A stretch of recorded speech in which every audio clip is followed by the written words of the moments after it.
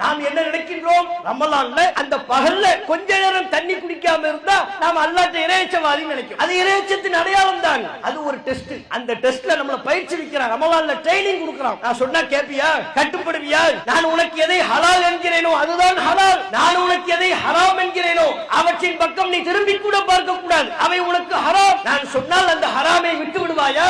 ரமலானில் அதற்கான பயிற்சி நமக்கு வழங்கப்படுகிறது. ரமலான் பயிற்சியில் சரியாக செயல்படக்கூடிய முஸ்லிம்கள் பெருநாள் தொழுகையிலிருந்து நம்முடைய மரணம் வரை அந்த களத்தில் தோற்று விடுகிறோம். ஒரு ராணுவ வீரருக்கு பயிற்சி வழங்கப்படுகிறது. எதிரியோடு சண்டையிடக்கூடிய சந்தர்ப்பம் வந்தால் எந்தெந்த ஆயுதங்களை எப்படி பயன்படுத்த வேண்டும் என்கிற ஒரு பயிற்சி. அந்த ராணுவ வீரன் பயிற்சியின் போது எல்லா விதமான செயல்பாடுகளையும் திறம்பட வெளிப்படுத்திவிட்டு யுத்தத்தில் தோற்றுவிட்டால், களத்தில் தோல்வியை தழுவினால், களத்தில் நடுங்கிக் கொண்டிருந்தால் அவன் சிறந்த ராணுவ வீரனா?